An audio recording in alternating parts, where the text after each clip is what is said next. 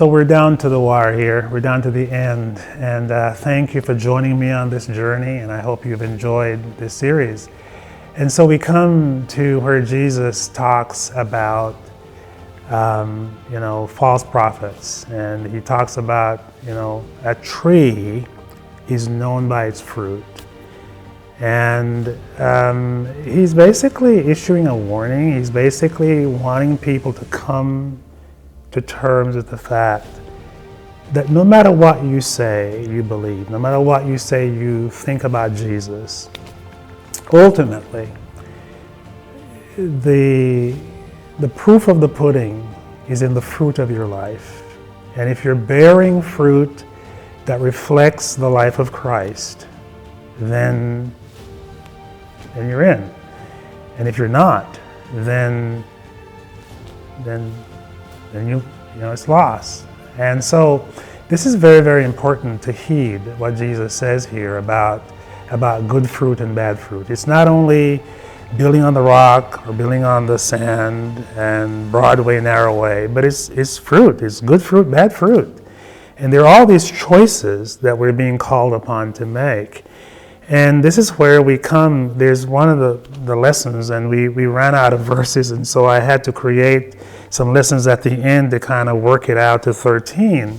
And so I wanted to go back and compare Matthew's version of the Sermon on the Mount with Luke's version. A shorter version, but a very helpful version. For instance, in the book of Luke, he doesn't do the qualifiers in the Beatitudes. He doesn't say, blessed are the poor in spirit. He just says, blessed are the poor. And I think that Luke had an economy that he was thinking about.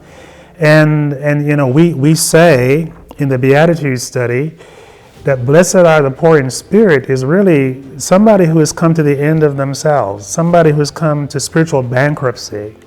They have nothing to count on except the Lord. And that's true. But here Luke just stops at poor because I think he wants to emphasize the economically poor among these people who would come that day to look at to get something from Jesus. And so we compare the two versions. Luke's version is very, very helpful, and I think it's informed by who Luke was and his profession as a medical doctor. And then I asked the question, what if Jesus was serious? Because, as I mentioned in that study, Sky Jethani did this series and he asked the question, how many of you here believe that Jesus actually was serious about the things he says in the Sermon on the Mount? And there's not one person. Many people believe that this is just a nice thing, but it's not really serious. And then we come to the very end now, where we talk about beauty in the storm. And beauty in the storm is an invitation for us. Storms happen. And the idea is that when Jesus arrived on the earth, there was a storm blowing.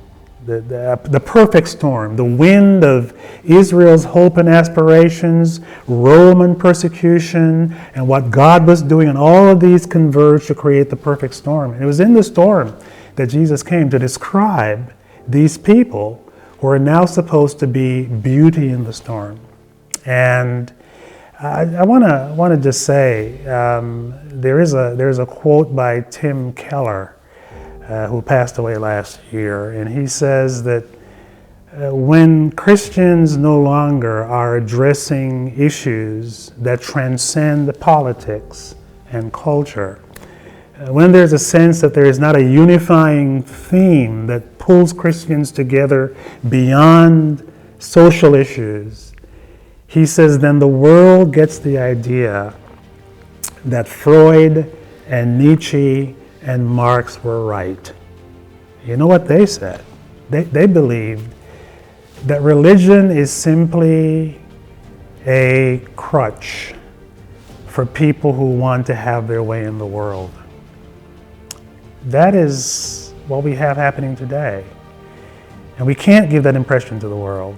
We have to show them that we are indeed followers of Christ, making the difference And that is how we are beauty in the storm, and ultimately that's what the Sermon on the Mount is all about.